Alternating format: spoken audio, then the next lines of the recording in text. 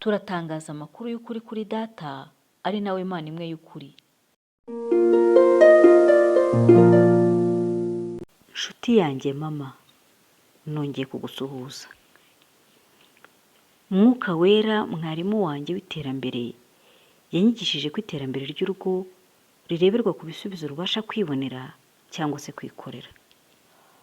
Ngurwo urwego nshaka kukugezaho ubundi buryo wakwikorera amavuta y'ukuri wasiga abana bawe ndetse nawe ubwawe niba ujya wisiga amavuta amwe twita igikotoro.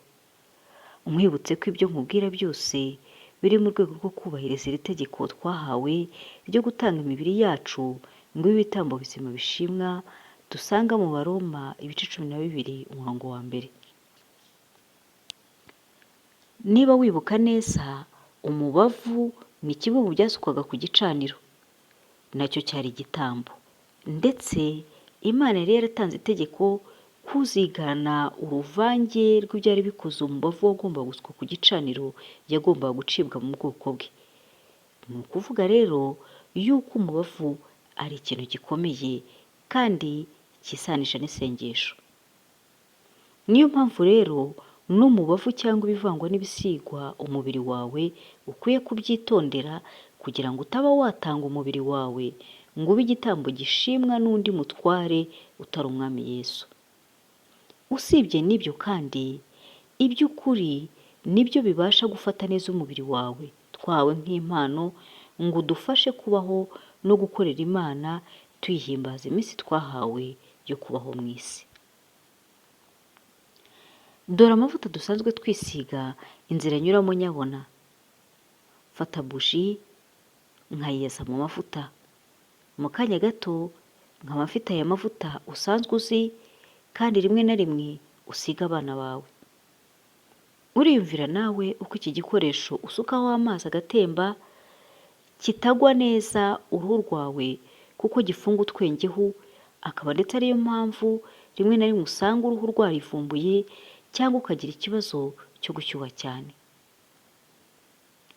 Amavuta y'ukuri twabarira mu rwego rwa biyo, ni ukuvuga amavuta y'umwimerere yo nyakora ntya.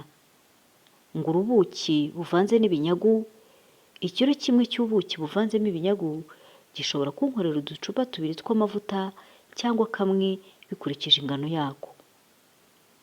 Mu gusukura ibinyagu mbitogosa mu mazi, yamara kubira nkayareka agahora, nyuma urugimbu rwiyunguruye rugaruka hejuru, nkarufata nkarukuraho nkarushyira ahantu rukumuka.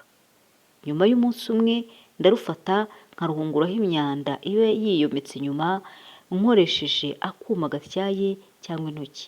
Mfata ku mavuta twakoze ubushize cyangwa se amavuta y'ibihwagara asanzwe cyangwa se aya soya mililitiro 250, nkayayasa n'umuriro uringaniye, nkashyiramo rwa rugimbu rukayongeramo, nkayakura ku muriro, nkategereza agacayukaho gato, maze nkayayungururira mu gakombe nshobora gupfundikira kugira ngo njye nyakuramo nyasiga abana ndetse nanjye nkayisigaho.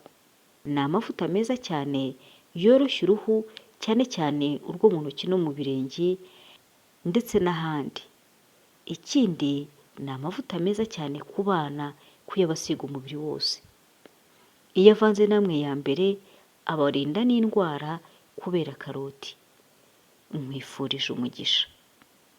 Naho utaha.